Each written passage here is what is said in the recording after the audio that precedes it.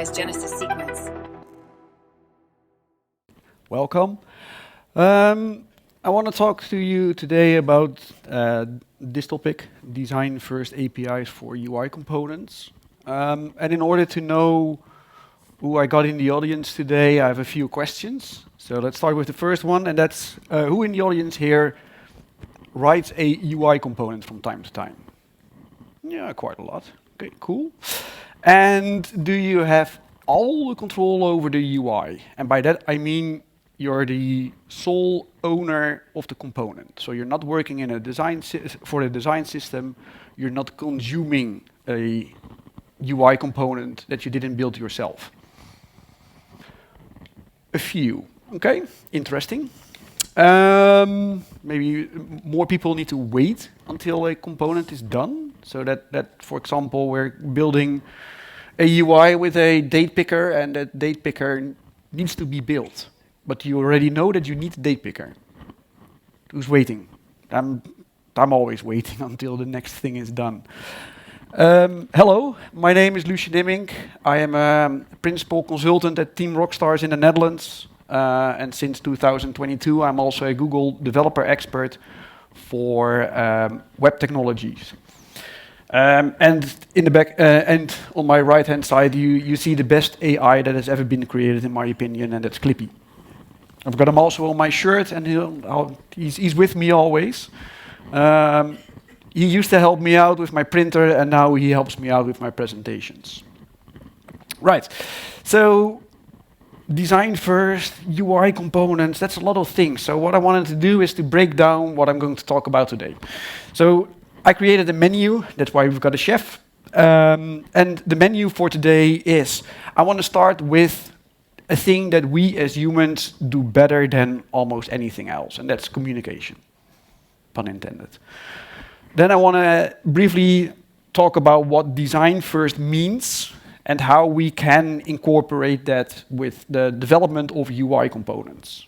And perhaps I need to touch something which is completely my own opinion, and that are web components. Because I'm going to use web components in this presentation. You can also use something else, I'll get there. But for this presentation, I'm going to use web components, and I'm going to talk about, this is the main topic actually for today, the custom elements manifest.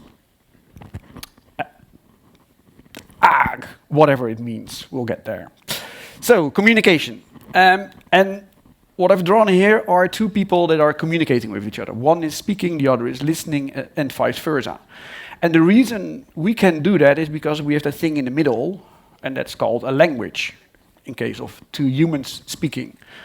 At this moment, we're also have a form of communication. I'm talking a lot and you're listening, and I'm doing that in a language that is not my native language, but you can still understand me because the both of us have still enough understanding of the contract, the language, in this case, English.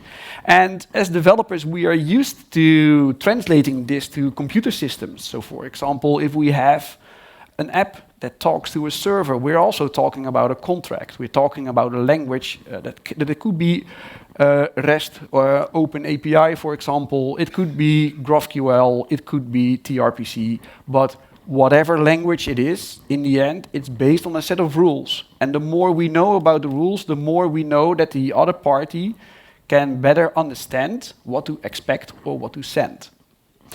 And with that in mind, I want to do the same for my component library on the one hand side and the web application or mobile application on the other hand. In my daily work, I'm trying to give advice to companies who are stuck with something, and most of the times they're actually stuck with communication. Because in the end, we have a lot of teams that are working on their part of the application without enough communication, or communication and in the wrong part of the life cycle. And for that, I tend to go to design first as a proposition, because with design first, which is a way of thinking about an API, first thinking about the API for that system, or in this case, the UI component, so that all the stakeholders can be involved with the development of that communication layer. So that means for a UI component that the provider or the design system team is part of it, but also the consumer, the team that needs to implement it. So in the case of that date picker, if we talk about the date picker, what kind of properties do I need to set? What kind of events do I get, or can I act on? Those are the things that you talk about with both teams. But if you also involve, for example, a product owner, we can go even further. For example, with the date picker again, well, I know that in the next PI, one of the things that we need to build is a range. So instead of setting date, let's start already in the API with start date and an optional end date. And if the start date and the end date is both set, well, do the math. So with that approach and with all those parties involved, we can try to have a better understanding of what we're building together before we start. And in the context of UI components, I would love to have the UI components simple, so meaning no business logic within the component itself. That's part of the application logic from my perspective. Looking at the UI component, I would say in 2024, let's make them framework agnostic. And what does it mean to be framework agnostic? It means that you're independent of a framework, meaning there's no dependency on React, Angular, Vue, Svelte, or whatever's next.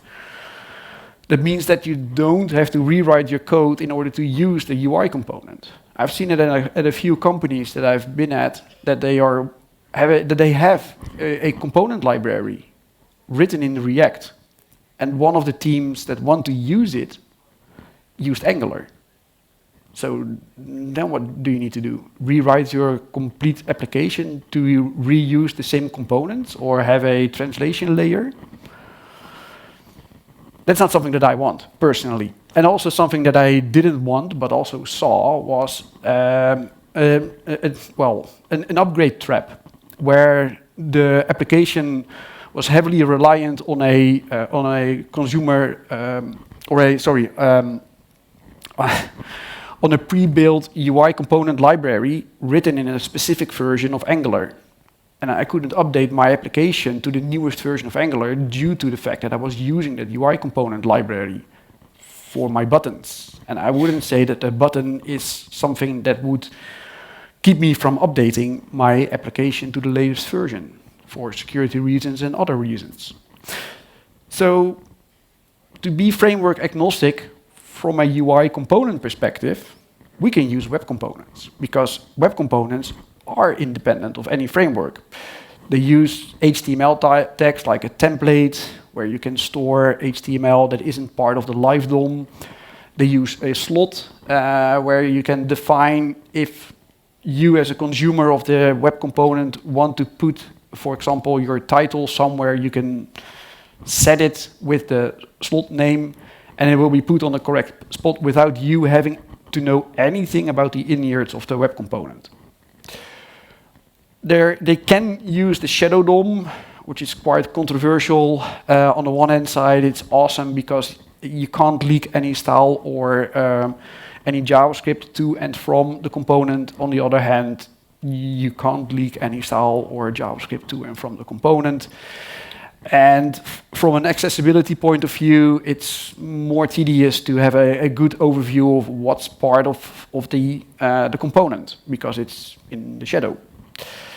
They use custom elements to communicate with each other. So if you want to use a web component somewhere, you use it as a custom element. And when I was still the same height, but when I started my career, I was amazed. I was a Java developer, and I was amazed by TechLibs. And actually, I'm going back because I'm writing my own components again, communicating them using these custom elements.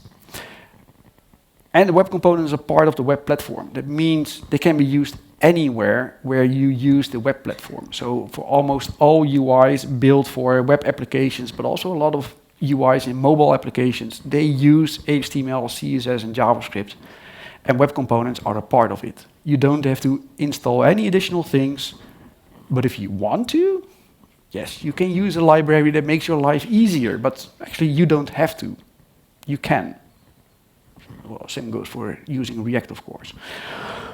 So what does a custom element look like? Well, I've written my mandatory hello world, because otherwise this wouldn't be a presentation, and here on line 4 is the hello world. You need a dash within your component name, because otherwise it's reserved to be an HTML component in the future. It could be an HTML component in the future, and thus it's reserved. If you want to use it as a custom element, you need to have a dash in your name. So in this case, it's hello-world. I've got an attribute set to the value amazing. The attribute's name is type, and I have no DOM elements within my custom element. And that brings me to the API of the web component, to the language of web components, to the language actually of most of the web, because, like I've said, the web component is part of the web platform. So we talk about properties, events, slots, and CSS variables. And with these, if I define these, I know what to expect. So let's move on and let's see what I'm here to tell you about, and that's the custom elements manifest. Because the reason why this is thought of is that there are a lot of tools that need some machine-readable description of custom elements, of any API actually. You can hook the custom elements manifest into your IDE, into a documentation viewer, linter, graphical tools, etc. You'll get a lot of automation if you use this standardized API description. So this is an effort to bring together the tool owners to standardize on the specification for a description format. So with this in mind, and with the custom elements manifest as my starting point, I was thinking about what should I do here today. I want to talk about design first, so to describe the API first before I start coding. But maybe there's also another way, and that is to start coding, because that's way cooler, but to not overdo it, to focus on the API and stop when we have all parts of the API in place in our component.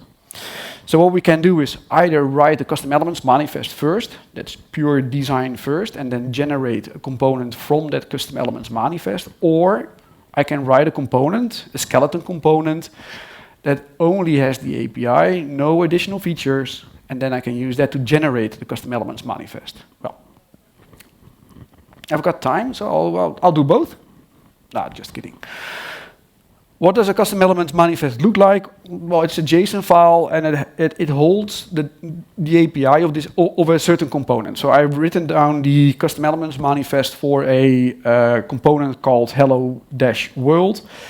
And it has a few CSS properties that I've set for the text color and the background color. I set the name to the CSS variable, and I can also have a default. So if I don't set it, it will automatically fall back to the default, in this case, black and red. I can also set events. So if you press a button, an event is emitted of the type event, in this case, with the description. It doesn't have any value, it's just the type event, and that's, for this example, all that we need. It also has a description, and the description is for us, so that we understand what the event is about. And we can use this description in our communication between different teams. We can do the same for attributes. So we have a name, we have a type. Is it a string, is it an object, is it a Boolean?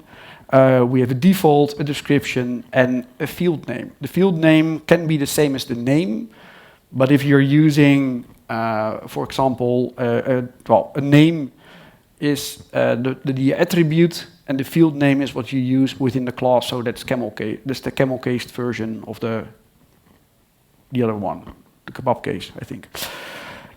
So that's a custom elements manifest. But what if we want to start with a skeleton component? So I've done that as well, and I'm using the lit library in this case. Lit is a library that you can use to, well, to skip some of the boilerplate for writing a custom a custom element or a web component. It's optional, but I'm using it in this case just to show you the basics of what a skeleton component is about. So in order to write a skeleton component, we need to think about what are the properties, the events, the slots, and the CSS variables. So actually, what is my API for this component? So let's take a look at a skeleton component. I will not bother you with the basic setup for lit. If you want to know more about lit, there's a lot of information available online, of course. And in the end, you can actually generate this if you want to. But like I've said, I wanted to look at the API for this component. So what I've done is I tried to do the same as I did in my custom elements manifest. So I have two colors set. I set them on the host, so that's the top part of my custom element. And I set the color and the background color to the variable text color and background color with the defaults that I've also set in the custom elements manifest. So this is an exact copy of what's in the custom elements manifest, but then written in code. Same goes for the events and the properties. So what we see here is that I have a function that dispatches an event with the name gift or bomb. Depends on what you click. And we have a render function, so that's the actual UI. And in this UI, what I wanted to do is just give the bare minimum to interact with the API of this component. So I want to show what the CSS variables are. I want to have a button that if I click on the button, it emits the event. It has nothing to do with how the component will look like in the end. Right? So this is not the HTML of my date picker. This is just placeholder HTML to make sure that I can communicate what my component is about. And the next thing that I need to do with my skeleton component is to document the component. So to make sure that it has the information that you need in order to generate a custom elements manifest from this component. It also helps with the communication to other teams. So you can use this, right, to give information to other teams about what to do. So I can write down a generic description of this component, and in this case, the CSS properties.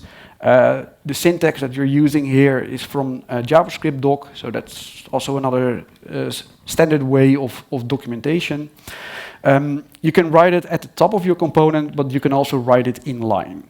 So every time the custom elements manifest generator knows about JavaScript doc, so it scans your component and knows, okay, for this event, I have a type event that is emitted with the name gift and the description I'm bearing a gift. Well, so we have either the custom elements manifest from which we can generate this skeleton component, or we have this skeleton component from which we can generate the custom elements manifest. It works both ways. And once you've done this, well, the magic happens, in my opinion. And the magic that happens is that you get a lot of automation and a lot of boilerplate for free. So with the custom elements manifest, I can, for example, load that into a web component. And this specific web component is the documentation component for my just generated component that has the same information as I have in my skeleton component or in my custom elements manifest. But the difference is it's a web component, so it's interactive. I can read the documentation. I can use this component in my documentation platform, but I can go even further and use it as a playground for my component. So I can test the API for this component directly from my browser without installing any other things, because it's still part of the web platform. So what I can do is check the events, for example, and if I press one of the buttons, I would expect that I get a response in this field which I luckily do, so I can send myself a lot of gifts or perhaps a bomb. But I can also interact with either the styling or the properties. And everything that I change is automatically reflected in the UI. I still think that's kind of cool. But why stop there? This is of course, this was for me an eye-opener. I can write a simple, no-nonsense component. I can give it to someone else in a different team, tell them, well, this is what you're going to expect. These are the attributes and the values that you need to interact with. This is the format in which I expect it. And you can start. And while you start, I can start as well. I don't have to wait until the component is fully done. I can start on my work already. And the only thing that we did is we've written either that basic component or we sat together and wrote that custom elements manifest to talk about what are the things that we need from each other. And this is where we get, again, it's silly, but it's what I call automation as a gift. You get a lot of automation because we're using a standard. And some of the examples are a demo, which I just shown, but you can also implement linting out of the box in your IDE because it's a standard and your IDE knows about what to expect, can help you, but also you can implement linting rules to make sure that you don't, that you can value and test if the properties that you set are still correct. You can have integrated cataloging, like I've just shown in the demo, but also a tool like Storybook is fully aware of what a custom elements manifest is and can automatically create stories in Storybook for you. You have generation, like I've shown, and I've also have a link that I can show you, that I will share with you, that where you can use the custom elements manifest to generate components for you. You don't have to write the boilerplate yourself. I've written one for lit, but you can write it for any form, for any plugin, for any web component library out there. You could also use it to write Angular or React components, but you're probably better off with a syntax that's closer to that framework or library.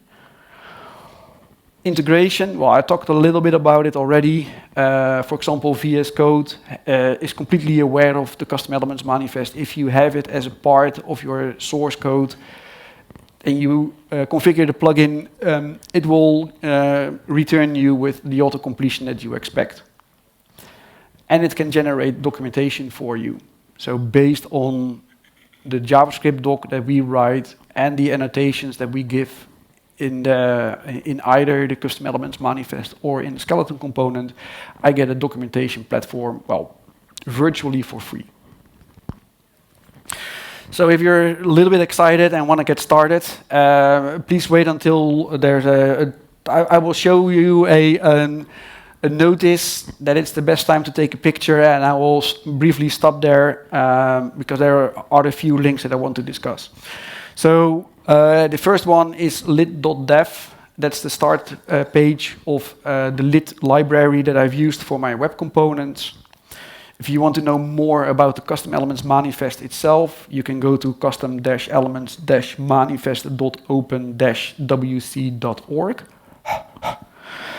If you want to know more about the automation as a gift, well, one of the things that the custom elements manifest has is an analyzer, and you can run that analyzer over your custom elements or your web components, and it will try to scan and generate the custom elements manifest for you.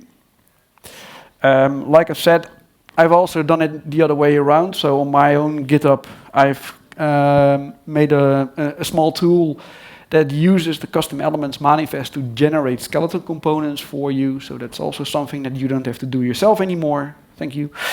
And if you want to read the written version of this presentation, you can go to medium.com with gibberish. That's why you need to take a picture at the end. Or another thing that you can do is go to the URL API first UI component.netlify.app, which is exactly the presentation that I'm giving you right now. You can look it back in your own time. And yes, the links are all clickable. And this is the best time for you to take a picture if you want to.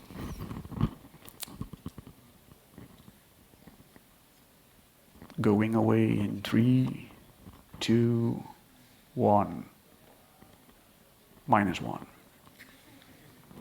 All right, so let's wrap up. In the last, 25 minutes, I've talked to you about communication, because I think that's still something that we, as humans, try to do every day, and we do that within ourselves, with other people, within our teams, sometimes with other teams, sometimes even with different companies. And there's always a little bit of struggle. How much do we need to write down? How much do we need to know from each other in order to understand what is expected from us? The things that we write down, the things that we communicate with each other are our contracts, and in the end, that's what we understand from each other. With a design-first approach, so instead of diving into the code and generating the API from the code, we think about what does the other expect from us before we start. And with proper understanding of both parties involved, we can probably have a more stable API to start with. I've shown you what a web component is, and that it's part of the web platform, meaning that you can use it anywhere. My strong recommendation is that if you have a UI component library and there's still a lot of API calls within that library, think about separating them and calling one your UI component library and the other your application. And for the UI component library, my suggestion is to take a look at web components if you haven't done so yet, because otherwise you're building it for today, and if you switch your library tomorrow, there's a chance that you'd have to rewrite components that didn't change at all just because you changed. If you're using web components for your UI library, take a look at the Custom Elements Manifest, which is an effort to have a machine-ready description of your component so that you can get a lot of automation for free because other people already wrote it for you. If there's anything you need to remember from today, it's right that I don't know how to pronounce AAAG as one word. And with that, I'd like to thank you for your time and have a nice day.